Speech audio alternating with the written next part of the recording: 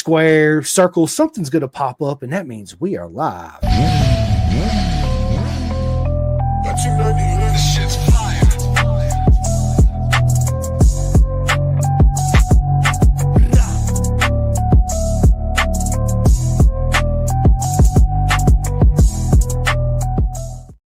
What is up, everybody? Welcome to another live Pendergast podcast on this beautiful Willy Wednesday afternoon. It's a little strange with my little pink cast on, but more on that later.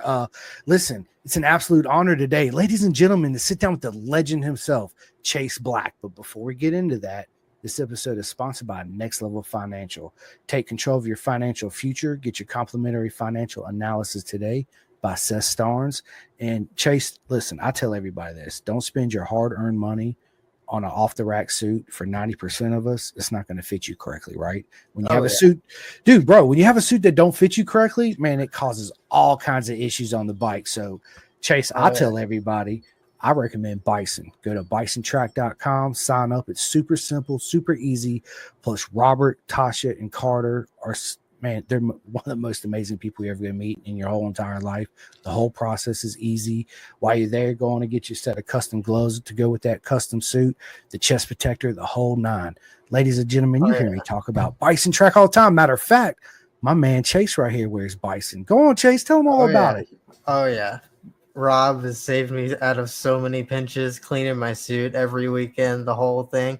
Hooked me up with a rain poncho thing from Mid-Ohio. Like, he's got the hookup for sure. Oh, I love it, man. Yeah, they're great people, but bisontrack.com, people, what are you waiting on, right? Christmas is right around the corner. Let's go. But anyway.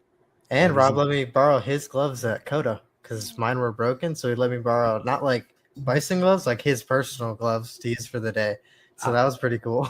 Dude, listen, it's awesome. Actually, my buddy Northeast Jules, he's one of the hosts of the podcast, right? But he does a lot of stuff in the background.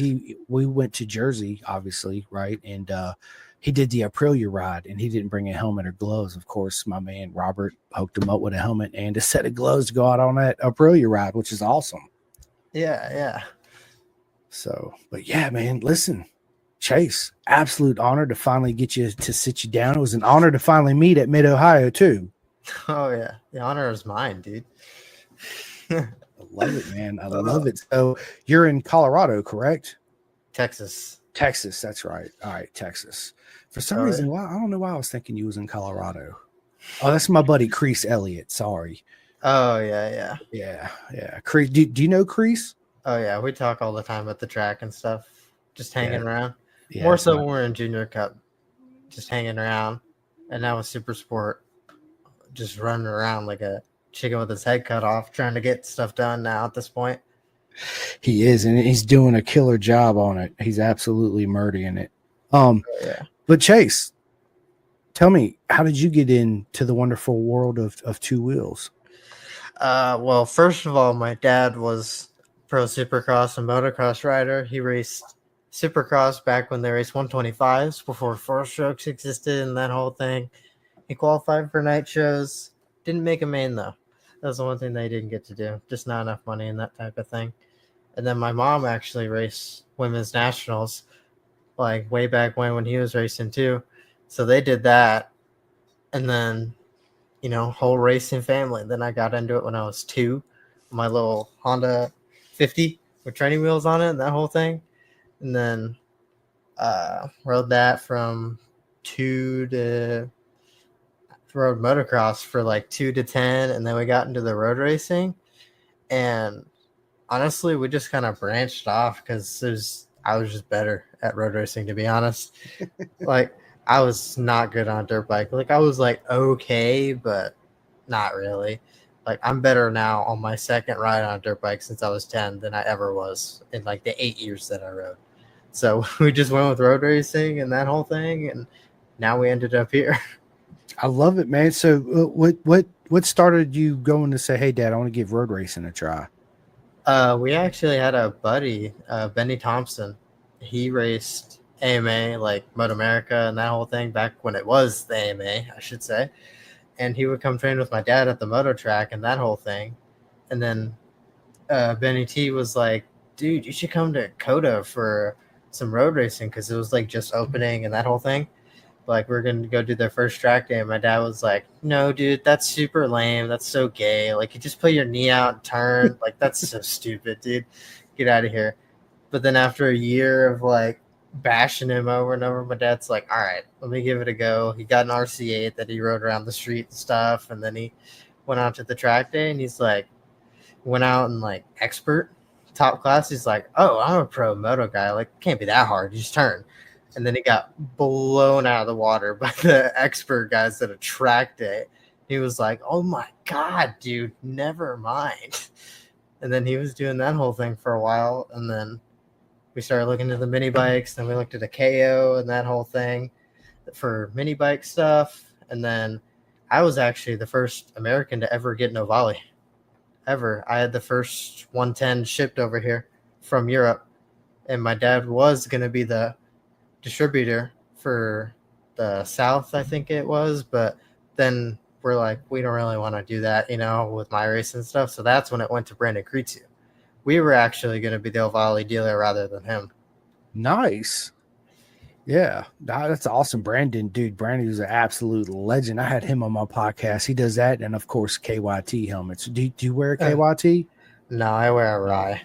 Okay. Yeah, I got some Arise. I got an old school 1996 Doug Chandler Arise, right? Replica. Oh yeah. Dude, old school. I got a Colin Edwards replica with the American flag right here on the top, the yellow and black with the big 5 on the side. Oh yeah. That one's sick. I've had several Rye helmets. I like them. Dude, I got them. I got HJC, AGV, right? I'm a Rossi fan, so I got some Rossi helmets. Oh, yeah. We have a bunch of crap down there. We got AJV. We have a couple of Shoeys down there. That's what I used to run all the time.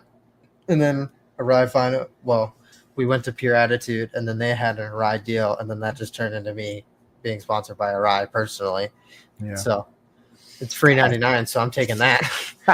All day long, baby, right? Yeah. Oh, yeah. Dude, that's freaking awesome, Chase. So listen, getting into track days, did you do club racing too as well?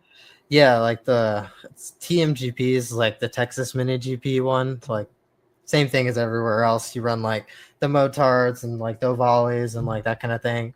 Like we started out on a KO. I don't know if you've ever heard of those. I have. Oh yeah, dude, those things were rough. Like barely even put together, dude. They were rough. Like my brakes would randomly lock up. Like not like at one time, like ever so slowly. It was the weirdest thing ever. Like stuff like that, and then the crappy motor because that was a Chinese knockoff of a Yamaha motor. So then that motor sucked. That whole thing, like that was not good. But that's where I started. Well, actually, it was more so in the UT parking lot over here. That's where I rode my first street bike. I got my KO and just did little circles in the parking lot. I love it, man. I love it. And then, so you got into club racing. What made you say, "Hey, Dad, I want to go to Moto America race," right? And of course in Junior Cup, that's where you started. So tell us about the whole transition going from club racing to Moto America and Junior Cup. And it's a step coming from club racing to Moto America, right? Because Moto America's ran more like a military, right? Everything's got this specific time slot. And I say military, I don't mean it in a bad way, right? I mean it in a good way. Where club racing's like, you just show up, you do have times, but everything's just laid back, blah, blah, blah, whatever, right? Yeah. It does help a little bit that our collaboration, CMRA, is ran by most people that do Moto America. Like Walter runs it, and he's the radio guy for Moto America, so he's there like all the time. And then Ryan, safety guy, is our safety guy for CMRA, and like basically half of the Moto America people are like from CMRA. So CMRA is a lot like that militarized type of idea, I guess you could say. So that helps a lot. It's so nice rather than just being whatever, nothing being done or anything like that. Right. Yeah. And then at a club race or a track day, they'll yell out on the radio and it changes absolutely on the fly. You know what I'm saying? Like everything's just, it's hectic. It's crazy. It's absolute beautiful chaos is what it is. No shit. Yeah, it is, right? But then going to Moto America, everything's just completely a 180, right? Compared to that. So how did you find that transition? And again, what made you decide to say, "Hey, Dad, I want to do Junior Cup"? Honestly, we like watched it a handful of times. We were starting to watch Moto America on TV and that type of thing. Like nothing like serious. Like we would watch like MotoGP or Supercross. We would watch that like when it was live. The whole thing. Moto America was just like here and there, that type of thing. And then we were going to David Roy's shop, AGV Sport. Well, it's Keith, I think his name is now. That's who runs it now. But we went over there to pick up my old suit because I used to be sponsored by AJV, and he was like, we're just talking and that whole thing. He was like, I do run a Junior Cup bike. Like I've ran Jackson Blackman's bike before. You know that, right? And we're like, no. Like how do we even like get into that? He's like, well, I can put you on my team if you want, show you the ropes and the whole thing. Like I didn't really have a plan to join Junior Cup. Honestly, it was like, you just kind of say it, but you're not actually going to do it kind of thing. Like, man, you want to join Junior Cup, but like not actually do it, just kind of say it over and over. And then Roy was like, no, we can do it. We're like, whoa, okay. Well, I guess that's kind of just what we're doing now. I guess this is what's going down, right? So, yeah. What he's saying, ladies and gentlemen, it's not like saying, I'm going to go skydiving, just never go skydiving, right? Yeah, exactly. Yeah. I love it, man. So, real quick, funny story. That's how I overcame my fear of heights is skydiving. I used to I'd be like, dude, I ain't getting on the roof. I don't care if it's 8 feet off the ground. I ain't getting on that roof, right? So when I moved to Phoenix to go to Motorcycle Mechanics Institute, two of my buddies out here in Virginia was like, if we come out there, you got to go skydiving. And I was like, yeah, sure, no problem, blah, blah, blah. Thinking there's no freaking way they're coming, right? Next thing I know, my dad calls me up and says, Richard and David are coming out this day of this month, and I was like, uh-oh, shit's getting real, right? So yeah. But I did it, so yeah. So anyway, Junior Cup, man. How did you find Junior Cup? To me, it's one of my favorite classes in Moto America because it's the future legends of the sport, right? That are just getting into it, coming up from club racing and all that, trying to make a name for themselves in the emotions. That everybody shows in that class is absolutely phenomenal. It's a beautiful thing, right? That's why we all love racing. Yeah. Honestly, I don't know. I'm mixed because I had some races that like kept me in it or whatever. If like the draft kind of helped me, but then on other races where I was like purple and middle sectors where there was like corners, and then I was a bigger guy, so like some little midget would just like blow past me in sector 1, and that would suck so much, working so much harder than everybody else. But the racing was more fun, to be honest. And like the sprint format, I say sprint format, that's just how long the races are, but like sprint format, like 11 laps, or they're short races, so it's more like a race, Super Sport now, the same thing with like Superbike and all them, it's starting to feel like an F1 type thing, It's like, oh, what's our like strategy and whatever, like before the race, and the whole thing, like the endurance and that whole thing, and not really like go race out as hard as you can and see how many you can beat type of thing. Like every race is just kind of conga line, like 1 second, 1 second, 1 second. And Super Sport, rather than Junior Cups, like 10 people within a second. So I kind of like the racing more in Junior Cup, to be honest with you. And then another thing that kind of sucked was the bikes, to be honest. I can't really give you a good opinion on that because now they're going to the Kramers, which are a lot better. And I would have wished I could have rode Junior Cup. Well, Talent Cup now. I wish I could have rode that like 3 years ago or something, like when I was actually getting into it type of thing. Because those bikes, oh my God, they're so much better, dude. Like trying to convert an Ninja 400 into a street bike or any production bike, really, like it's just a no-go, dude. Like you're just fighting it the whole time. Like nothing works how it should work. Everything is like against you. It sucks. So it's really cool to see the Talent Cup and Moto America finally going to like a prototype bike. So now we can actually go to like Europe and go over there because that's really where road racing is at. It's the same thing as motocross here. Like it's flip-flopped. Europe is really good for road racing and America kind of sucks. But then for motocross, where my dad came from, it was booming in America and it was god awful in Europe. the other way around. It's just like where it's at.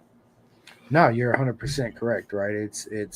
Listen, we all want to be over there. Americans need to be over there in Europe, right? Yep.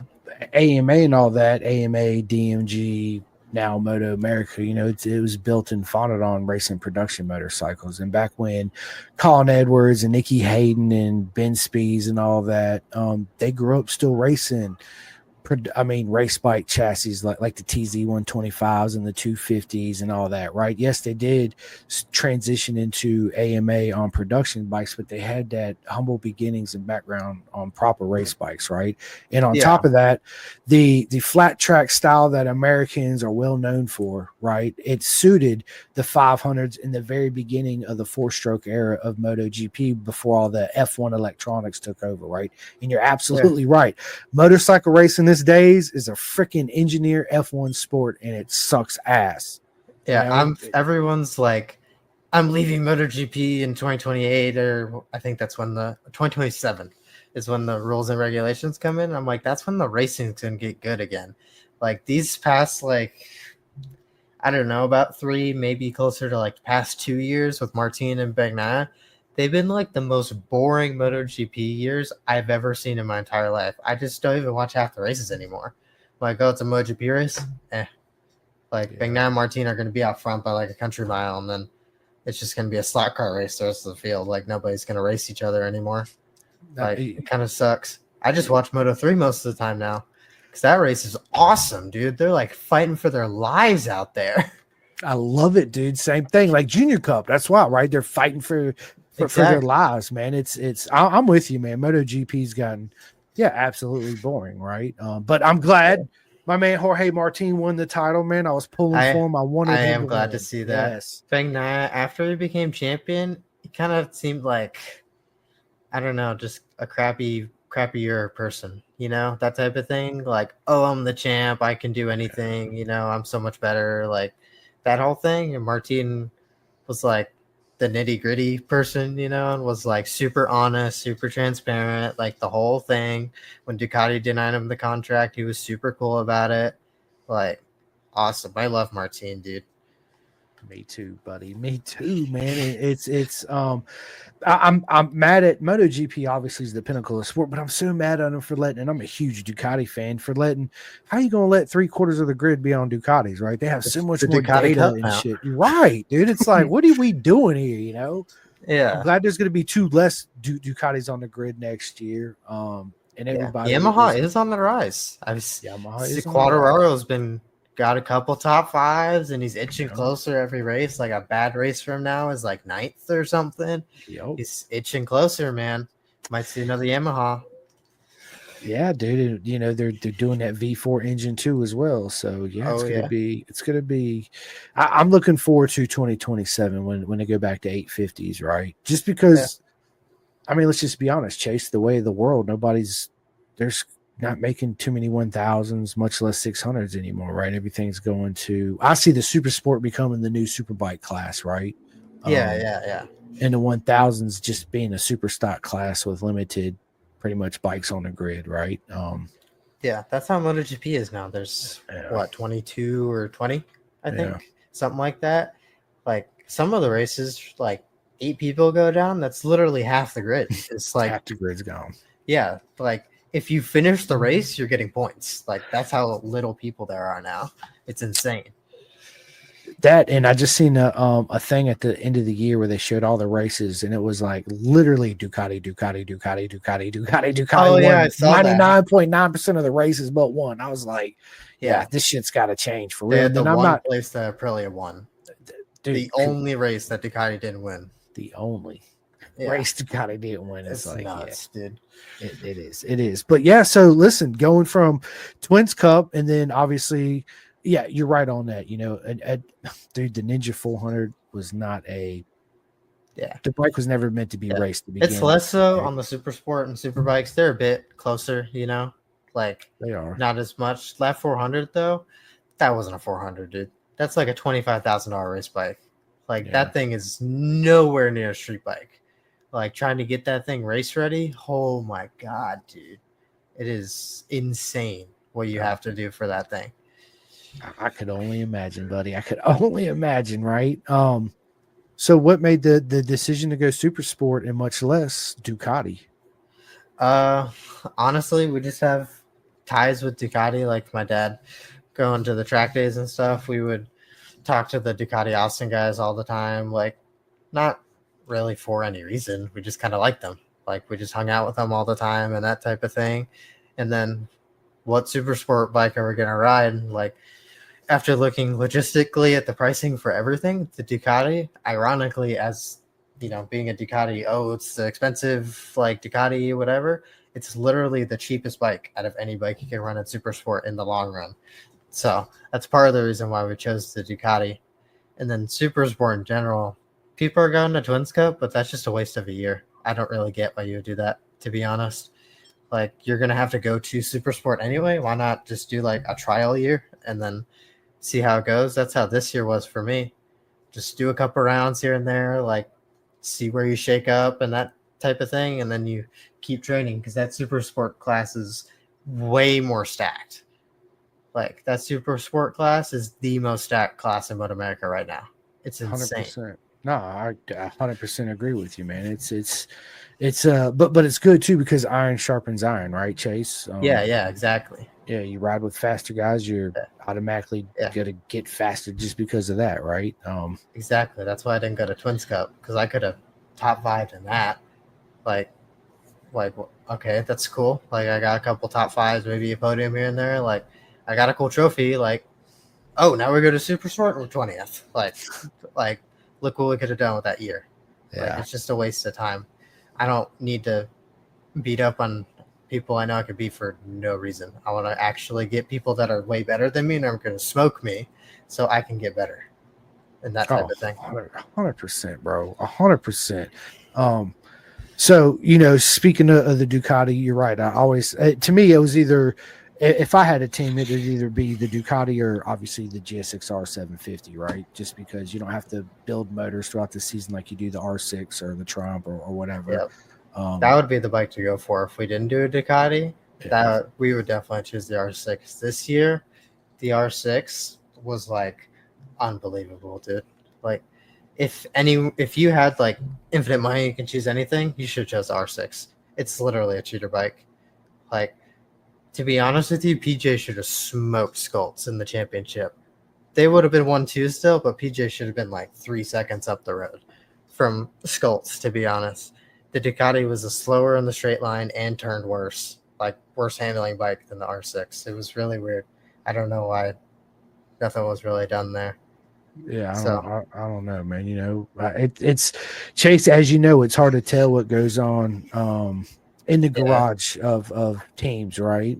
It's hard to tell. It really is. You know, people think and assume just because you're on X bike that you're automatically going to be up front doing this, doing that, but they don't realize all the shit that goes behind the scenes to make that bike work for you, right? Because you try like to the Ducati. Ooh, trying to get that thing to work, it is a nightmare. Is like the nice way to put it. It's because they use that fancy like single side swing arm, which is awesome for Daytona. They smoke everybody at Daytona because it's like so easy to do a wheel change, and it kind of saved us, to be honest, at Ohio when we had the like perfect weather to all of a sudden hurricane in like 2 minutes. I don't know what happened there, like, but it kind of saved us there. But it kind of sucks because the single side swing arm has too much flex in the bike, and it doesn't like too much lateral flex, and it doesn't, or no, other way around. It's too stiff because they have to make the one side so stiff so the swing arm, you know, doesn't collapse and make the whole bike fall apart, that it like doesn't want to turn at all. Hence the reason the new V4s and V2s are going to a double-sided smaller swing arm is for that reason, because the Ducati's like a real point and shoot bike and not a real cornering bike. It hates it. So that's why they're going to the updated swing arm, which is a lot better. It allows it to flex more on more relaxed chassis, you could say, that type of thing. Yep, bend like a tree. You know what I'm saying? It's yeah. I was explaining that to a buddy at work, and I was like, you realize that the car you drive, motorcycles, the front forks on the bike, everything's meant to have flex in it, chassis flex. Like the front forks actually flex this way and they flex this way. And he's like, what, really? Oh, yeah. I was like, yeah, dude, that's what causes feel and grip, dude. Like if everything was freaking stiff, dude, you would crash. Like there would be no. Yeah, that's it would be basically how the almost Ducati impossible. is, which sucks me. It like really hurts me because like I suck on the brakes. I'm terrible. Like I need to get way better at it and go like at a kart track, just like go in the grass a couple of times, like to get it out of the way and that type of thing. I'm just not like that. I'm like lighter breaker and then heavy corner speed guy. That's just how I've always rode. If you watch my old junior cup races, I pass people like in mid corner. Like I'll never pass somebody under the brakes, like unless it's like painfully obvious to anybody else, you know. So the Ducati really hurt me this year, to be honest, with that whole thing. I'm just not very good at the point and shoot thing like Top Rack and Bovier. Like they're a lot better at that type of thing. They I don't want to say this. They know the tricks to. It also goes to Chase where they adapted themselves to suit the style of the bike too, right? Which is very, very hard to do. But once you do that, it makes it easier to do. You know what I mean? Yeah, I know. That's what I'm saying. I don't have enough experience on these super sport bikes or just experience in general to like really adapt to anything if I don't know what everything is. Yeah. You know, that type of thing. I'm still learning that whole thing. We got smoked this year, so we're gonna see. But that's part of learning next year. And get smoked. Yeah, I mean that's part of learning. I mean, you got to show up and learn and see where you're at. And then again, it's adapting the bike to. And again, Chase, you know this as everybody. Well, not everybody, but a lot of people in our beautiful circus, dude. It's all about those two round black things, right? Tires, and you try to make the bike feel the best it can, given the track conditions, and picking the best tires that's going to suit you and give you the most feel and the longevity. And dude, this is a whole nother conversation, but there's so much that goes into it, right? Oh yeah, super sport is just like it's like a whole different ball game, dude. I was not ready for it. Like it's just how the class works, like in general, like racing, qualifying, like your strategy. It's like not even close, dude. Junior Cup can never prepare you for what's about to happen. Like, like Junior Cup, like I was up there podium pace every weekend. I went out to Super Sport and I got steamrolled. Like it wasn't even close. And you're like, what's going on? Yeah, PJ could have beat me with a blindfold on, dude. Right? It was rough. I was like, hilarious. Oh my God, dude. These guys are insane. I love it because you're honest and you're telling the truth, man. Junior Cup's not preparing you for super sport at all, right? Yeah. No, especially this year. The year I went up to super sport, it literally just happened to be the most stacked super sport year in Moto America history. Yeah. Like the top 10 or 15 have all like won a race before. Yeah. Like that class was so stacked. It was insane. It's one of the best classes on our grid, right? It's absolutely best racing too, besides a Junior Cup. I want to get to a couple comments real quick. I got a buddy of mine all the way from the UK. Alan, what's going on, buddy? Thanks for tuning in, man. Mate, how you been? Says evening, mate. How's the arm? It's getting there, man. They put me in a cast today. They want to do 3 weeks, take it off, do another MRI to see if it's gonna, I guess, kind of heal itself. If not, then we'll take further actions on that. But thank you, mate. Nothing but love for you as always. And then we got the legend himself, Steve Grigg, with Riston, dude. I freaking love Riston and Steve Grigg. Riston was in the crash stroke with me at Ohio. I liked him. I like talking to him.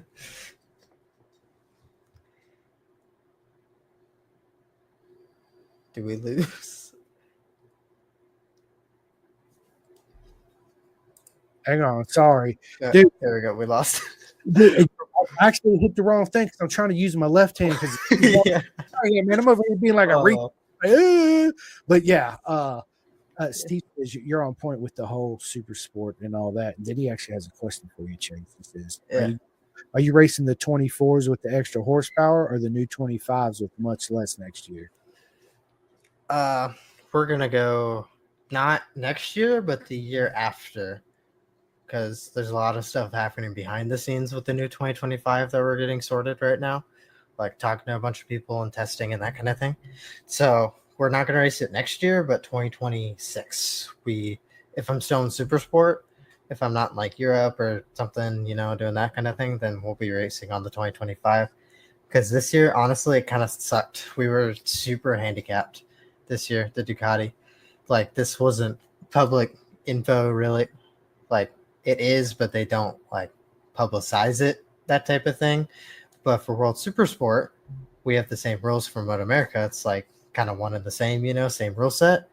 The Ducati in World Supersport has 85% throttle. And over here, it has 73 or 74, like something extremely low compared to World Supersport. Hence the reason that Ducati wasn't super competitive this year.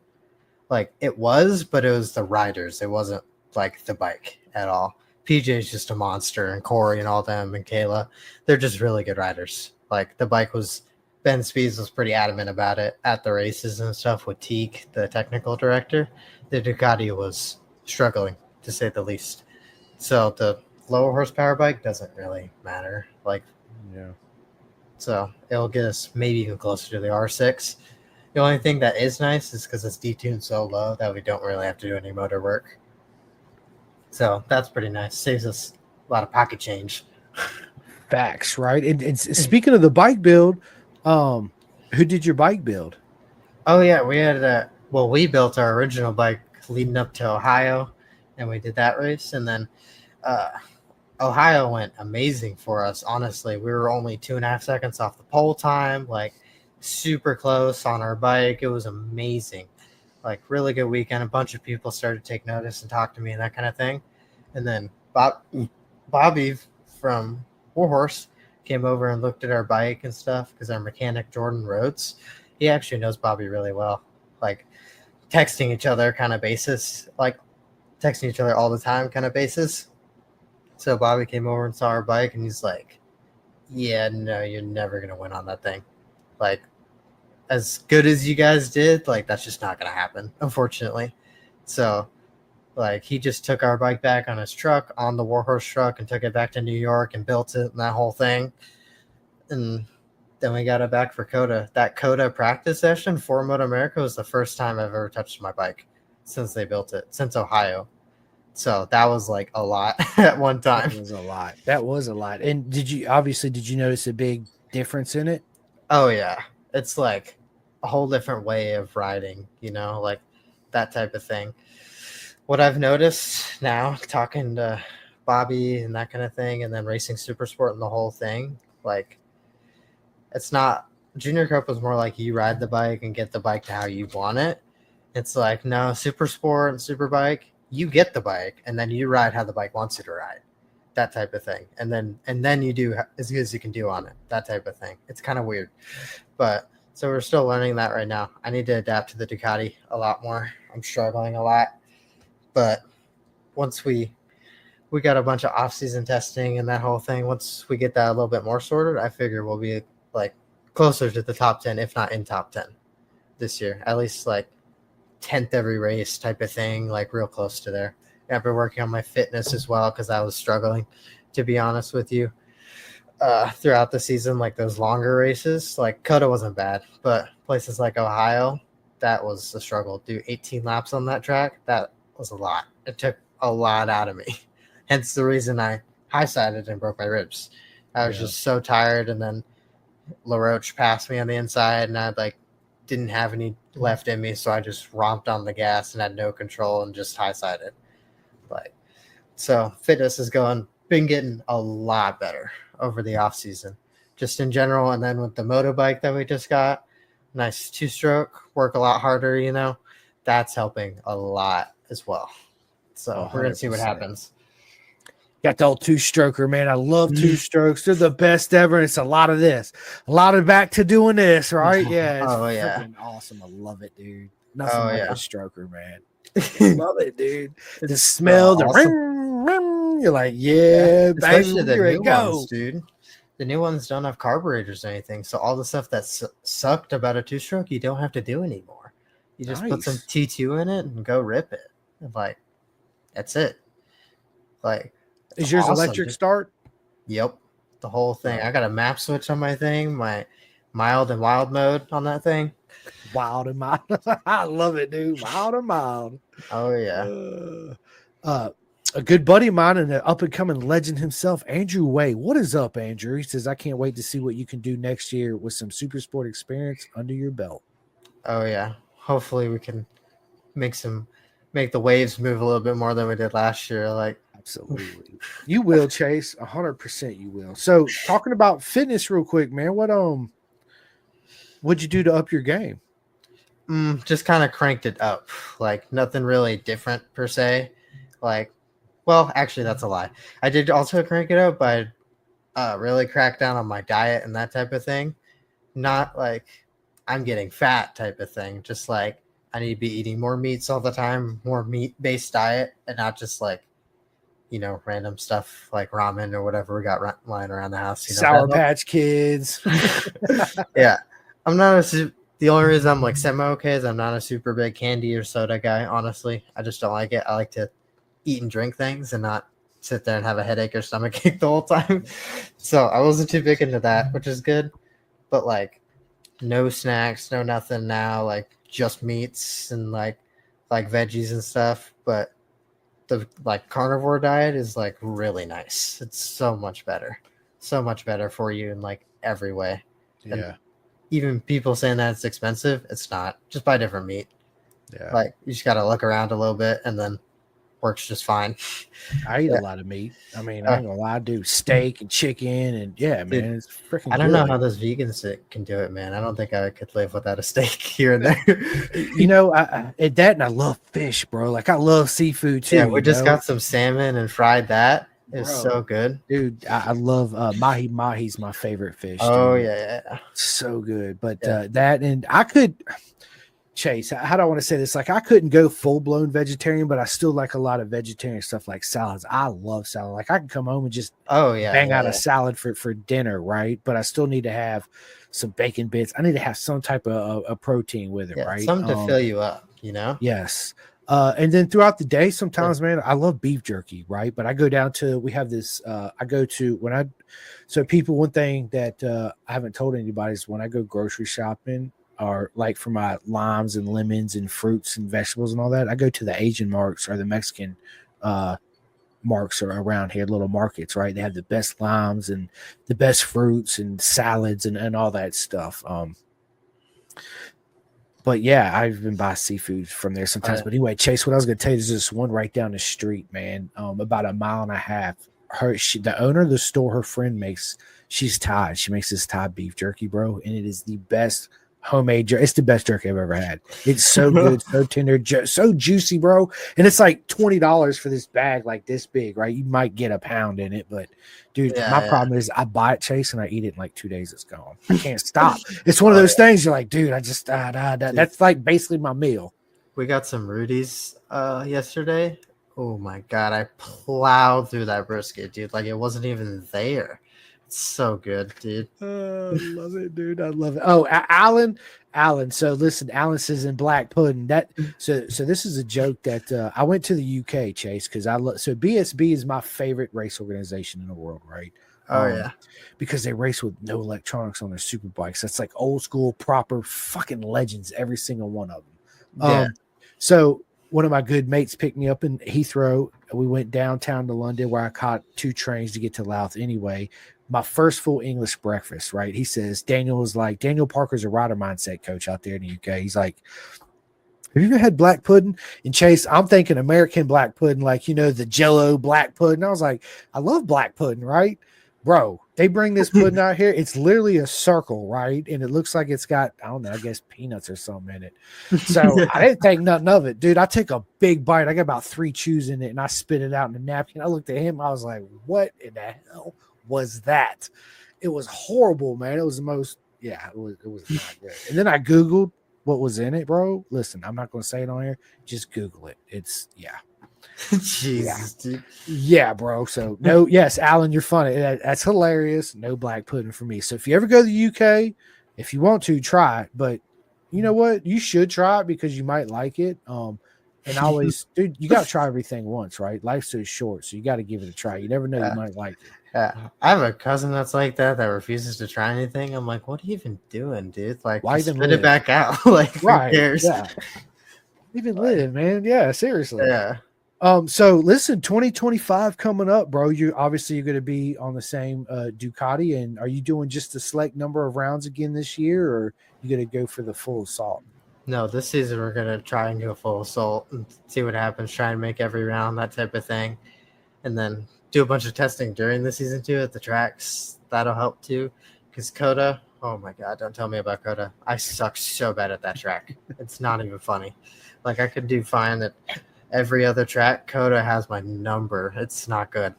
So we're gonna do a lot of testing there. Ironically, it's the track that's closest to me. That's 45 minutes for me. Is my worst track. Bro. So that kind of sucks. But we're gonna do a bunch of testing there and Road Atlanta, Barber throughout the season. They have a lot of track days and that type of thing.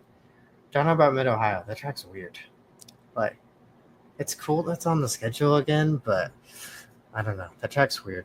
It was a really cool layout, but it has the worst surface I think I've ever ridden on in my entire life. And they repaved it. Yeah, I know. It's so weird. Like, if it's not perfect weather, like even if it's just like a little bit cold in the morning, the grip is terrible. You lose like 2 seconds instantly. It's so bad. And then the water touches it and it turns into an ice rink. Like, yeah, like you saw it, like the Mid Ohio race, that like familiarization session where like 7 people went down in like 8 minutes. Like, everyone was like, what is going on? Because like, I'm a good wet weather rider. Like, I love the wet. Like, I've usually beat most people in the wet that beat me in the dry. Like, I was super ready for it, and I just like fell over. It was really weird. I was like, I didn't even do anything weird. I was just doing my normal thing. It was like Skoltz crashed, Stefano crashed, and Skoltz is an amazing wet weather rider, and he went down, and he was like, he's saying the same thing as me. He's like, I didn't even do anything. It just fell over. Like, it was like an ice rink out there. Yeah. I heard a lot of my friends was telling me throughout all classes, not just Super Sport, Junior Cup, Super Hooligans, dude, the freaking baggers. I got all my family, all my Race Moto American family.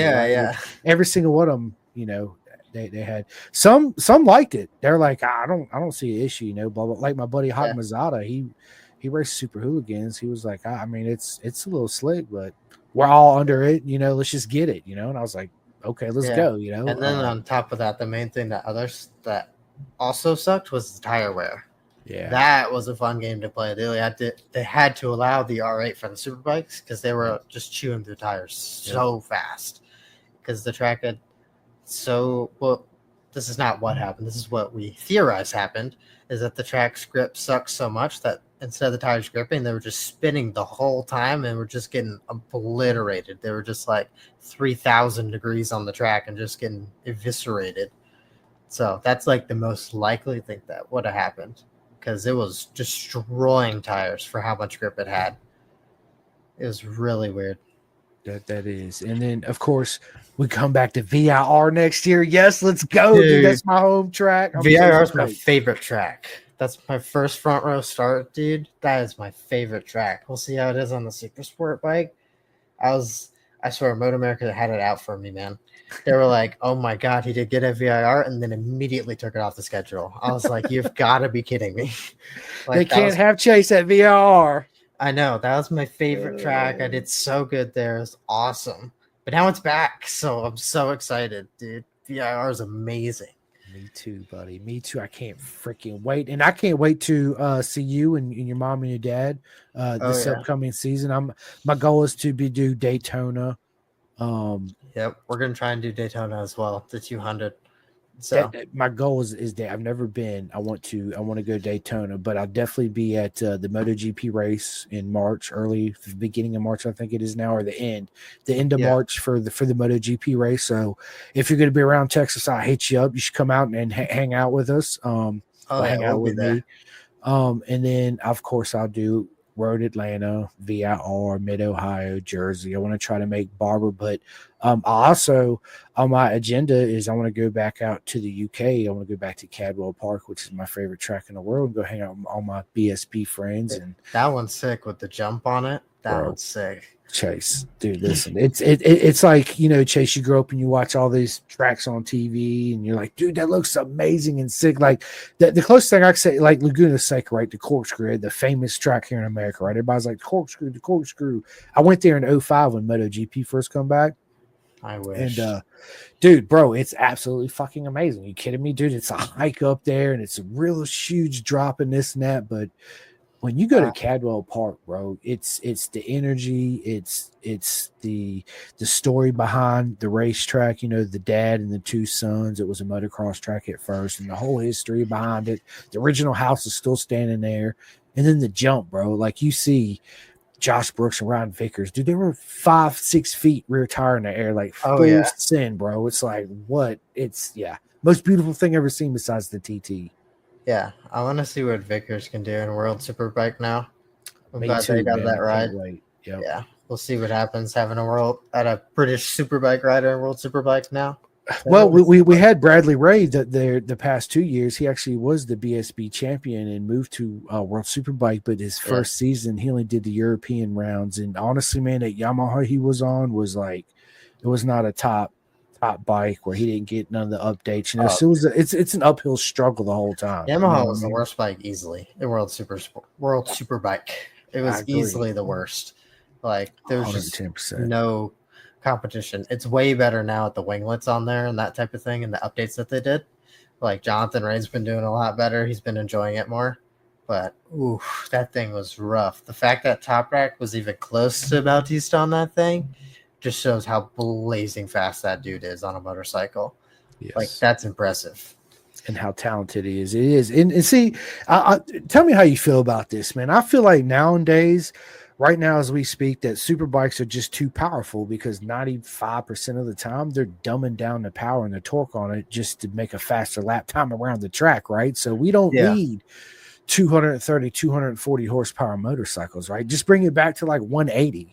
170, whatever, right? And then let us use the full, get rid of whatever, just make traction control just very, very minimum, right? Very, very minimum, and take all the wings back off of it and just I can't do a throttle hand here, so I do it here, right? Let him eat. Yeah. It's insane. Like it's crazy now. Samkiat Chantra was talking about it after the test. How just insane those MotoGP bikes are after riding a Moto2 bike for like 4 years or 3 years, I think. He's like, it's like not even the same motor, like not even the same class at all. Like not even, same thing I'm saying about from Junior Cup to Super Sport, he said about the MotoGP bike. It's like, I've never ridden a motorcycle like this in my life. It's insane. Yeah.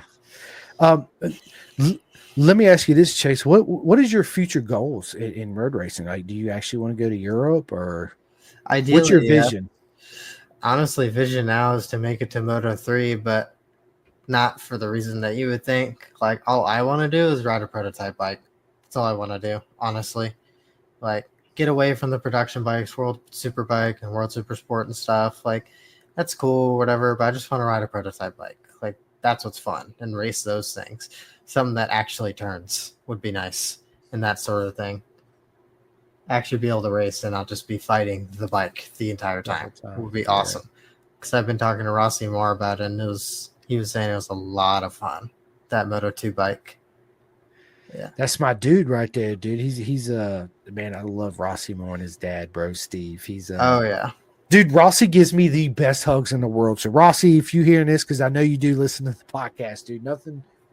It's hard for me, but there you go. Nothing but love for you, man, and can't wait to see you again and get those hugs, dude. He's absolute amazing. He's a legend, and he's absolutely devastating fast, right? But yeah, you're right, dude. The prototypes is absolutely, me. Real quick, Chase, before we transition into the other part of the podcast, we will talk about the video game here in a minute. But to me, it's like I get what they're doing with the Kramer bikes, right? I just want to touch on it real quick. Like if we just have that one class and that one bike, and the top 2 or 3 or whatever goes to Red Bull and has their tryouts, right? But if they don't make it and they come back, you're Twins Cup or Super Sport, right? So I feel like if we really want to have a pathway to Europe, we need to have our Moto America path for the production bikes, and then a GP style motorcycles all the way up like a proper Moto 3 and a proper Moto 2, and then exactly try like to get every over other there, class right? has one. British Talent Cup, Asia Talent Cup, like all the different Talent Cups have. Every region has a way to get into MotoGP, and ironically, the biggest region doesn't have one somehow. Yep. Like I'm confused. Like, how does America not have this? Like, we're slacking. I don't know what we're doing. Me neither, bro. Me neither, right? Yeah. But yeah, I mean, that's just how I see it. I think that would be more of a clear direction and pathway, or either that, or like I tell my buddy Christian Daniel Jr. what him and his family did at a young age: pack up, move out to Spain, train with the Spanish how they do it, and get on the proper channels to go to Moto 3 and all that good stuff. That would be my dream. Like what Cameron Bobier did and Jonathan Ray and those type of people, like they made great careers doing what they did, made a ton of money, like that whole thing. That's just not my cup of tea. Like I would rather not make a bunch of money and then go race like a prototype bike just to say that I did it. Like you only live once, man. Like I love it, dude. I would want to ride a MotoGP bike now. Like just getting to ride one of those things, oof, would be insane, dude. Would be. Yeah. We got Chris Elliott's dad in the house. What's up, John? He says, "What's up, Chase?" What up, man? Love it, dude. Yeah, dude. I was Shout watching out to Chris whooping up everybody at CVMA on his R1. I freaking love Chris, dude. He's an absolute legend, and I'm always telling him too. Every post I see, I was like, "Dude, you're a freaking legend. You're killing it, right? Like, let's go." It's I'm proud to see him progress and where he's at. He's got a bright future ahead of him, man, for sure. 110%. So, dude, so Chase, the MX Bikes, the video game, man. Tell me all about it. And how did all this come to be? Dude, I got no idea, honestly. I'm a big, gamer and the whole thing. I got my whole setup right here, dude. During the off season, that whole thing. Like, I don't know. I just really like racing games, man. I can't. Other games are like cool, whatever, but it's not the same rush, Like it's just not as fun. Literally, all I play are like iRacing now, and then MX Bikes. It's all I would play during the week, and that kind of thing. Now, MX Bikes is awesome now because I'm selling graphics and suspension and that whole thing, making a little bit of money off of that, because there's actually like graphics. Obviously, is just graphics, and then there's suspension in the game, like the whole thing, like spring rates, rebound, compression, like I've actually figured out how like suspension works like in the real world and stuff because of the game and that type of thing. It's really cool. That's awesome, man. And so Rod 5 is just like that, right? They got full suspension and all that stuff. Have you played Rod 5 or utilized any of that too?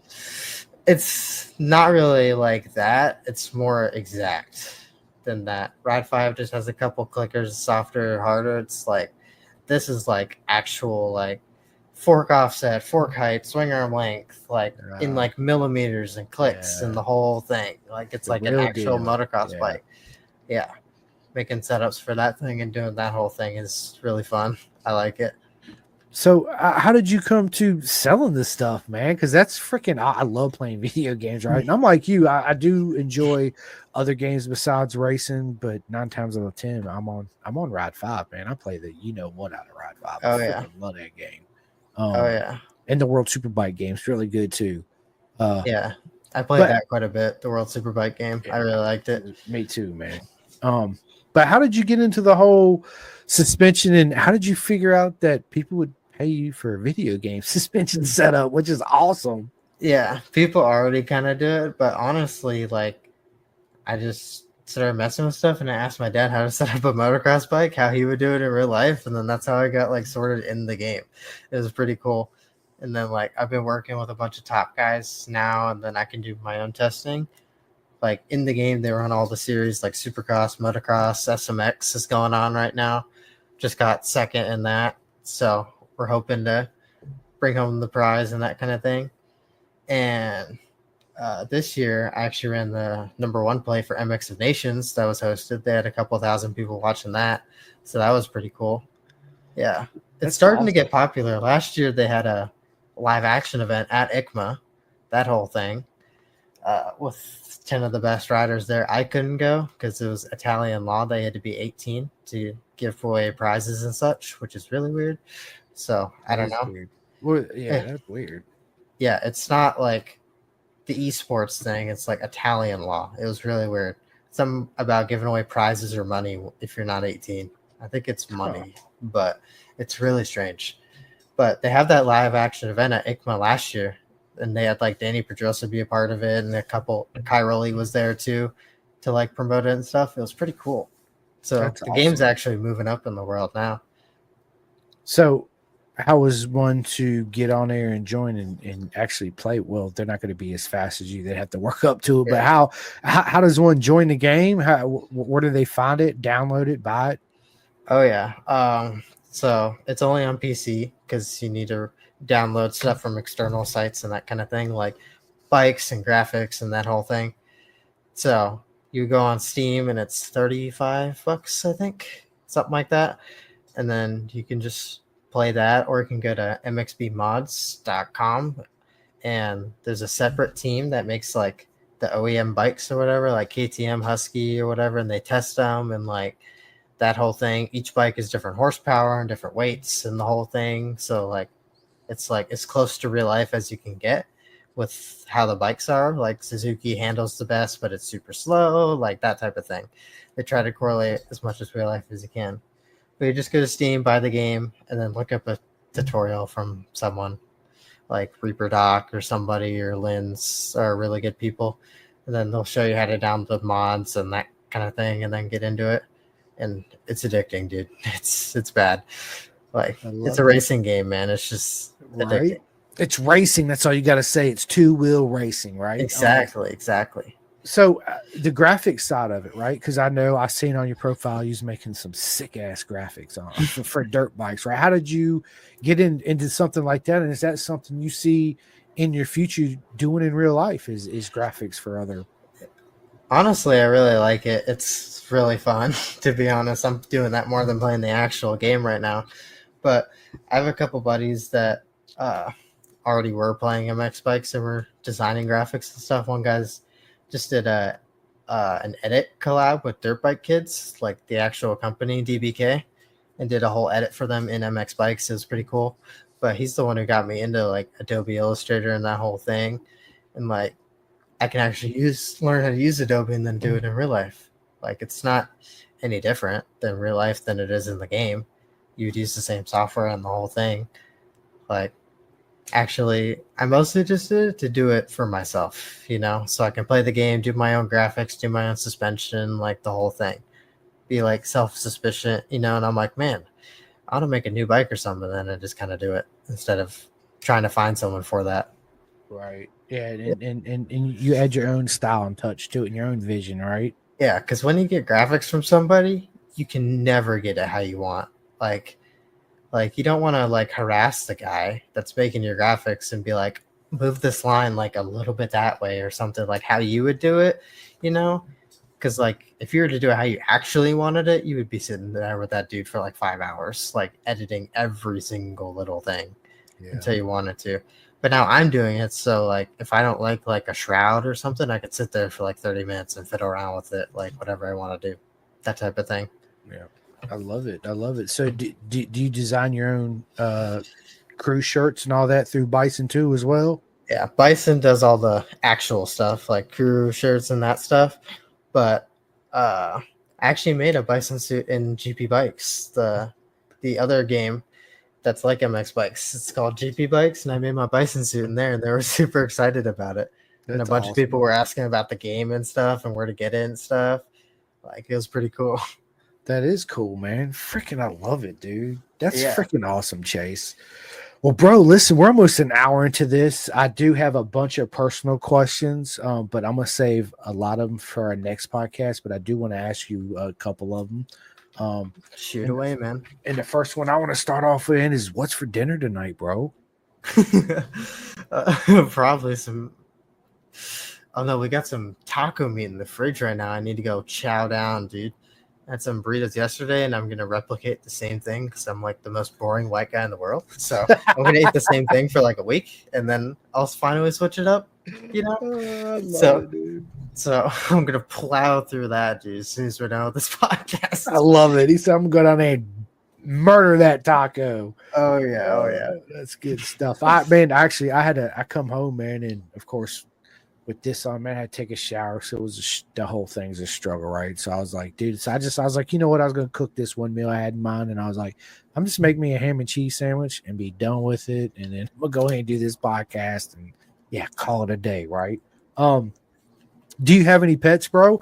I always got my baby girl in here with me. Her name is Charlie. She's sound asleep right here on the floor. She's an old purebred pit bull. And then dude, real quick, that Pendergast sign back there, dude, it's a Full Metal sign that my work made for me as a gift. Oh yeah.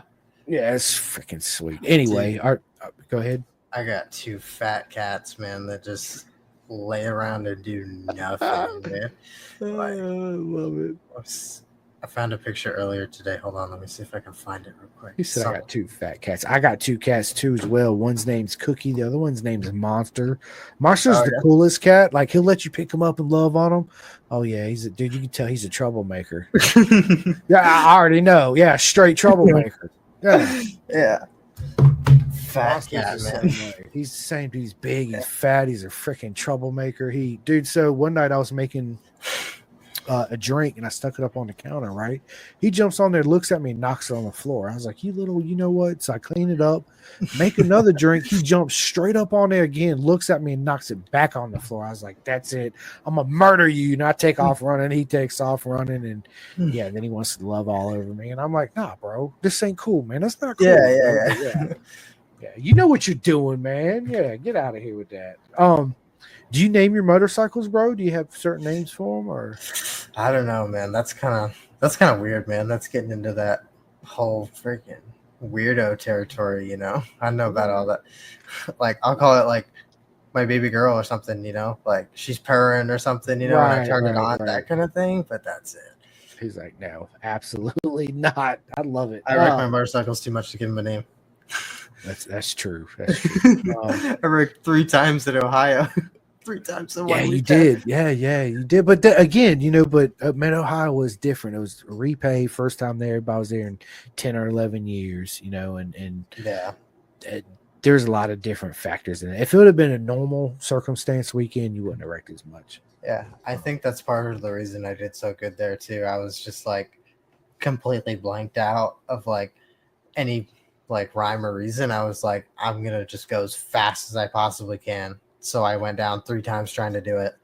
So, and then it ended really well. Apart from the broken ribs, that kind of sucked. But dude, it happens. I've never broke a rib. I thought I did one time, and it was sore for like weeks, and I hurt to breathe. Right? I never went to the doctor. It bruised up a little bit, but I was like, it ain't broke, whatever. Right? Yeah, it sucked, dude. Dude, the ribs are terrible. The ribs. Yeah. Because I had it even worse too. It would have been one thing if I broke these, like the centralized ones, because you don't really move like before that much. But I broke the floating ones in the back, the little ones. So it's like it's basically like hurting my back or something. Like every time I bent over or like moved, like it just hurt all the time. Or strain. Anytime you strain, you're like, oh my god, that hurt. Every time I would stretch out in my chair or something, like do this number, you know, like that would hurt. Like it sucked. I guarantee it, bro. I guarantee it. So, Chase, tell us something we don't know about you at all. I mean, many of you probably don't know that I do bowling. You got some bowling balls back there. Oh, dude, I love the bowl, man. That's awesome. Dude, I got like 15 of these things sitting downstairs. Hold on. Sweet. I got too many of these things, man. Nice, man. Oh yeah, this is what we do on the side where we're not racing. It's professional bowler, man. I love it. Get the logo. There we go. Yeah, I love it. Yeah, we flew out to Vegas for a tournament and I qualified for junior nationals, but then we didn't go because of racing. Congratulations. So you can bowl then, dude. You know what? I was going to be like, sometimes one of these days we need to go bowling, but I kind of retract that statement. I don't know if I want to go bowling with you. I need the bumper rails. Like, give me the aisle with the bumpers on it. I'm rusty now, dude. I'm only bowling like 200's like not crazy. Only like The 200 would be a miracle for me. I did honestly. I'm around 120. I mean, Yeah. it's not good, right? But it's whatever. It is what it is. Yeah, I'm just doing bowling it for the funsies now. It is, dude. It. I'm washed up. He said I'm a washed up professional bowler. I love it. I listen to a lot of audiobooks, man. Do you listen to audiobooks too? No, not really audiobooks, but I listen to the podcasts and stuff. I've listened to a couple Pipe Dream ones with a couple people. I listened to the Baz one and the Speeds one, and then the Colors and Vice Moto America ones I'll listen to sometimes, like usually in the morning, like when nobody's on, I'll like pump out some graphics, like or something, and just put on a podcast or some music or something. Got my divorced dad rock on my other screen, my 90s alt rock, 2000s alt rock on my other monitor. Listening to that stuff while I'm pumping out music. I mean, pumping out graphics. Love it, dude. So, what podcast do you listen to? Because obviously, motorcycle, right? Hopefully, you listen to Pin to Gas, man. Hopefully, right? Oh yeah. But I like, I listen to motorcycle. I listen to Pipe Dreams and all that too. But I also listen to, of course, Joe Rogan. Danny Jones is another one I listen to. Yeah, dude, there's a lot. I listen to almost all kinds of podcasts, whether it's good hype stuff, it's freaking stuff about aliens, murders, whatever, right? It just depends on what mood I'm in. I'm like, I'll listen to this. Yeah, I'm starting to, I might do a podcast type thing for MX Bikes. I've been thinking about it. Somebody should do it for Moto America, to be honest. An idea for all you guys that have more time than me. It's like because for MX Bikes, there's the main races on Friday is like SMX or like the big pro races, but then they have random races like during the week and stuff for like amateurs and whatever, like anybody can sign up for. I was gonna start like a news, not a podcast, but more like a news outlet type of thing, like reporting how each race went, like what happened, how did certain people do, and then some amateur people can like hear their names and stuff in like a podcast type thing. So that would be kind of cool.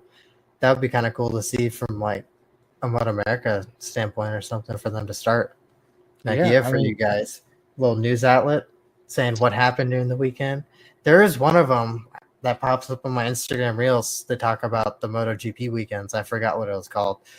It's like just three guys just BSing on like what happened during the weekend and that kind of thing. So I don't know what that one's called, but that type of thing. Not a podcast, but more like reporting on like what happened. Yeah. No, that's a good idea, man. I mean, I podcast is already one of my full-time jobs on top of my other full-time jobs, right? And actually, we used to. So when the podcast first started, I actually took it over. But when it first started, we did race reviews and race reports. Yeah. And then I was like, dude, we need to get the riders on, right? And not Jake Gagne and Cam Bobby, which believe me, one day I do want to sit down with them, right? But I want to focus on the up and coming legends that don't get no TV time, that don't get no air time, that nobody knows who they are, right? That's I know.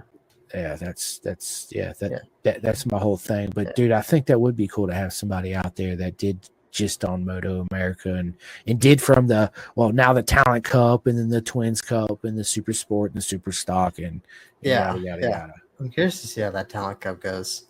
And just me too, Chase. Me too. Mixes things up a little bit because I know I'm more comfortable on a prototype type bike from the Kramers and stuff and that type of thing. I'm way more comfortable and way faster on those things than any production bike I've rode. Like, well, have you thought about going back to the Talent Cup? It's like I've been thinking about it honestly, but we don't know if it's going to be a problem with my weight or not. That's been the biggest debate because honestly, I would want to do it. It'll be really fun, especially now with Super Sport under my belt. Those things are going to feel even easier to ride than before. So I've been debating. Have you sat on one yet? No, not the new 350s. Not any of those things. And then the only other thing that kind of sucked with the Junior Cup stuff is it wasn't heavily regulated, which is kind of sucky. There was a bunch of like cheating and like that kind of thing, and friggin' like no weight was being set at all, which hindered me a lot. Like I know it's just excuses. Like if I was top rack, I would have smoked everybody. Like yada, whatever, dude. But I'm not top rack, so I was not too happy about it. I love it. Like the weight just being too much, like a little Yandel or Logan, kind of come in or something. They're just like, you just can't beat raw horsepower. Like it just is what it is, Especially in a bike that only has 40 horsepower to begin with, right? Or whatever. On those bikes, dude, you do anything and everything to gain like a horsepower. We're like doing 415 chains that they use on the like little dirt bikes and stuff. The 415 chains that only last like 7 hours before they literally snap. Yep. Like just to get like 1 horsepower out of the bike, every little thing. And people, that's a chain with no O-rings, no X-rings, just straight up standard freaking chain. That's all it is. Yeah, classic 415, just with some master clips, and that's it, dude. That's it, right? Yeah, and it stretched like you wouldn't believe, and the whole you're thing. Constantly adjusting the chain on that bad boy for sure. Well, I love it, man. I love it. So listen, man. Let me ask you this: if you can invite any 3 people to your private track day, dead or alive, right? They don't even have to be road racers. It could be anybody. What 3 people would you invite to your track day? 3 road racers. They don't have to be road racers. It could be Benjamin Franklin, blah blah blah, right? I definitely want to meet Casey Stoner. That would be sick. Casey Stoner's up there, dude. That would be so sick to meet. And then I don't know. I'm trying to think of a moto guy that I would want on there, like a Tomac or something. Eli Tomac, my favorite dude. That would be so sick to meet him. He's an awesome guy, man. Like, so he's just a beast. Like or Jeremy McGrath. Yeah, Jeremy McGrath. Yeah. One who I would like to meet. My dad actually met him and talked to him a decent bit. Is Travis Pastrana. I was gonna say. My dad's talked to him, and he's the nicest dude in the world. I bet. Like he would talk to my mom like they've met 1,000 times. Like remember everything that they talked about and like that type of thing. Like when they would go back to the races or whatever. Just super cool guy. I wish I could meet him. One day you will, right? He's always been on my list too. I always wanted to meet Travis Pastrana and Keanu Reeves. He's my favorite actor, but I want to meet Keanu Reeves, right? And your point on Casey Stoner, man, I've been fortunate. I met Casey Stoner. I actually got an autographed Stoner poster up there in the corner when him and Marco Melandri raced together in the MotoGP team. Yeah, which crazy story real quick, right? So I walked up to Stoner and was like, dude, can I get your autograph? He looked at me flat out and said no and turned around and walked away. I was like, dude, I was butt hurt and broken hearted. I was like, what the fuck, dude, right? So I handed the poster to my brother's girlfriend and she walked straight up to him and was like, Casey, would you mind signing this for me? He said, no, not at all. And signed the poster. That's how I got my poster signed by Casey Stoner, right? So, God. Real quick, too, before we get into all the shout outs and all that and end the podcast, Jorge Lorenzo. I've been fortunate enough in my lifetime where I've met 99% of MotoGP guys, current guys and the old school guys, right? Got pictures and autographs and all this stuff. So I wanted to meet. I'm a huge Rossi fan, right? So I was like, you know what? I'd love to get a picture with Jorge anyway, just so I got it, right? Nobody could say this is me. I met him, blah blah blah. So we're in Indy at the Clinic Mobile. I happened to walk right by, and here comes Lorenzo and his, I guess it was his best friend or his little manager or whatever, right? I forget the dude's name. And they get off, and he's standing there. I was like, hey, man, when Lorenzo come out, and I got a Rossi hat and a T-shirt, all right? I said, hey, when Lorenzo comes out, man, you think he'd give me a picture? And he looked at me with the weirdest shit, right? And he says, only if you take off the Rossi hat and the Rossi shirt. And why do you want a Lorenzo picture if you're a Rossi fan?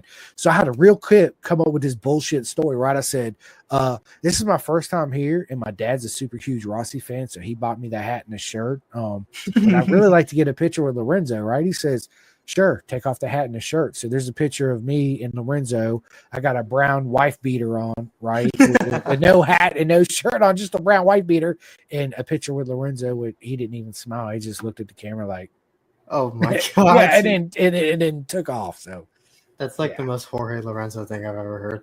Bro, that's straight Lorenzo, right? And I used to have a big issue with him, but once I read his autobiography and his mentality and the way he thinks and all that, man, it totally changed my opinion because he's still a freaking legend. He's still a champion, and road racing's a dog eat dog world, right? It's I want to beat everybody and I'm the best. So some people are better at being self-aware and giving back, and some people, let's just be honest, are straight buttholes and just whatever, right? They're all about themselves. So I've met my fair share of those people, man. Like, think they're all high and mighty, even though they're just like a person, like just a normal dude like the rest of us. Like, why are you so much more special than me, man? Yeah, I mean, the only thing you got over me is, dude, you're super talented at riding a motorcycle, absolutely devastating fast, right? Yeah, I'm just a normal kid that does bowling on the side. Dude, and I love it, dude. Game. I love it, man. That's special, man. I'm just a dude.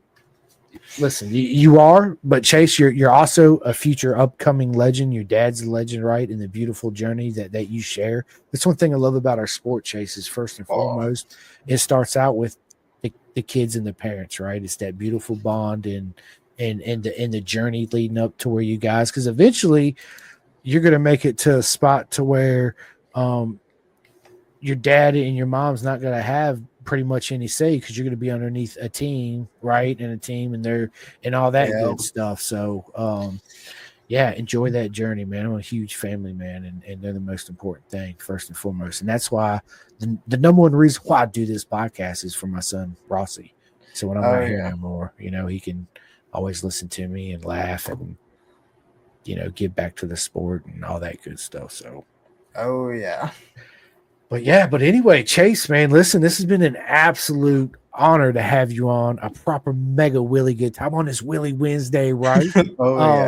Absolutely. But listen, I'm gonna let you end the podcast, but before I let you end it, I need to give all my shout outs. First and foremost, thanks everybody, man. I love all you guys and girls so much. You don't understand what an honor it is to get all the feedback and love from every single one of you. I wouldn't be able to do this without you and all your support and nothing but love. It's hard for me to make a heart, but there it is, right? And if you guys have not chance, please go to my Spotify, YouTube, all that good stuff. Hit that like and subscribe. Thank you. Big shout out to Next Level Financial for all your financial needs. Listen, go to bisontrack.com. Don't waste your money on an off the rack suit. Join the herd. They're the best people in the world. They're the best products out there. Bison on the come up. There you go. And then Chef Eats. Jeff Servin's a good buddy of mine. I believe in what he does. His meals are absolutely amazing, right? Super healthy. He's got athlete meals, all kinds of meals you can cater, breakfast, lunch, and dinner, the whole nine. So go to chefeast.com, get your meals ordered today. Flying Eyes Optics for all your sunglass needs. They are motorcycle sunglasses that are made and assembled in Austin, Texas, where Chase is, right? Well, near where Chase lives. They're made, dude. Look at this. They're made to wear underneath your motorcycle helmet. They're made to, if you pilot an airplane, which pilot, Chase is an actual pilot. That's the technical term for motorcycle racers. But you can also get these in prescriptions, and they're super light, and I freaking love them. And Chase, when I see you again, I'm going to have them. I'm going to say, here, take them, wear them all day, give them back to me tomorrow, and tell me what you think. You're going to absolutely love them. Or you might be like, dude, these are bullshit, Simcoe, right? Who knows, right? But I freaking love them. But if anybody's interested in a pair, go to Flying Eyes Optics. Use the discount code PINTHEGAS10. Get 10% off. Big shout out to SFL Mini GP, Jersey and South Florida. To me, they're the best program we have in America, where all the future legends and talents of the sport is coming from. They actually have a new thing I need everybody to go to, which is Mini SBK USA. Big shout out to RD Racing out there in the UK. My mate Jake Marsh. In Vet2 Track. My buddy Jim Whitman's got a program called Vet2 Track. So all my veterans out there that's battling with PTSD, he has a program and involves motorcycles, of course, right? And his motto is battling PTSD one lap at a time. It's an absolute legend of a program. So if anybody's interested in that, and then 64 Degree Racing, big shout out to Tate. Chase, I tell everybody, you can't go to a track day or a race with one undersuit. If you do, you're absolutely making a huge mistake. You got to have multiple undersuits, right? I I am an ambassador for Bison, and I love my One Piece, dude. Is my favorite One Piece that I have from Bison. Is absolutely amazing. But as far as two pieces go, Tate at 64 degrees made me a custom two-piece undersuit, and it's freaking awesome. I love it. So big shout out to him. Ghetto Customs for all your custom body work from Chris Parrish. The Clothing Kings, my man Martin out there in the UK. You guys can go to clothingkings.co.uk and get all your Pendergast merch out there in the UK. Dude, I got beanie hats, soft shell jackets, all that good stuff. Big shout out to STG Sports Bike Track Gear, right? If you could order any parts or helmets or anything, right? First of all, I recommend you be in a KYT, right? That's just me, because they're freaking awesome. And big shout out to K-Tech Suspension. If you're not on K-Tech, I don't know what you're riding on. Of course, you're going to say Olin's, but okay, get on K-Tech is what I'm saying, right? Anybody out there that's looking to buy a brand new motorcycle over here on the East Coast, look no further than Carnes Performance. He's a buddy of mine, Jason Carnes. He was in Junior Cup, right? Levy Batty and Elise. He has a dealership, and he's absolutely amazing at what he does. So dirt bikes, quads, ATVs, performance upgrades, performance tunings, all that. Big shout out to Carnes Performance. I already said KYT helmets. And last but not least, I need you guys to go to the Road Racing World and donate to the Road Racing World Fund for our air fences, because it's imperative that we have them on our tracks. If we didn't, the legend as himself as Chase, we wouldn't be able to show up to the track and do any of this stuff, right? So sign up, donate to it. It's absolutely proper mega if you do. We thank you a whole lot. We need it. And if you're lucky and you show up to a Moto America event and you donate, you can get a 2-up ride with Chris Ulrich, which is another legend, right? So yeah, what are you guys waiting on? But anyway, Chase, I leave the microphone to you. Tell everybody where they can find you on social media, where they get to MX Games, buy your suspension setup and your graphics and all that good stuff. Oh yeah, dude. Big shout out to IPS, obviously, our title sponsor here. I wouldn't be anywhere near here without them. This super sport crap is so expensive. It's unreal. They just came in clutch. Then all my sponsors on here on my shirt, all these Superbike Unlimited, all these guys back here, and the whoever's on my back there, all those people. Appreciate you. Appreciate your discounts, saving me a lifetime here. All that good stuff. Go to Steam, get MX Bikes, download it, join the Cold Hearts Discord, Cold Hearts Racing Instagram. That's my MX Bikes team, coming out with some big stuff, edits and that kind of thing. We're gonna have our TikTok popping off and that kind of thing. And then my socials are Chase Black Racing. I'm gonna be posting my stuff, my racing, my graphics, and for MX Bikes, like just personal stuff, whatever I do during the day, that type of thing, whenever I feel like posting. Keep it more real with you guys and not just like this, super cool racer guy. Like I'm just a dude. So I'm going to keep it real with you guys. And that's pretty much it, man. Shout out to my parents. Freaking big shout out. Endless support, dude. I love them to death.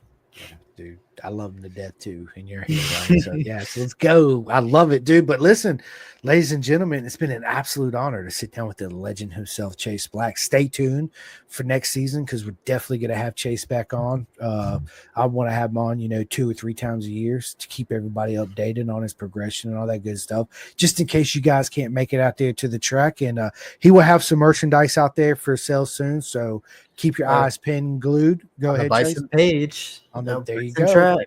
They're going to be selling all of my stuff, so get your suit and your merch from Bison. So what are you waiting on? Christmas is coming up, people. Exactly. Let's freaking go, right? So yes. Anyway, ladies and gentlemen, it's been an absolute honor to sit down with the legend himself, Chase Black. Stay tuned for part 2 coming up soon. Appreciate you guys. All right, Chase, dude, that was awesome. Let me end this.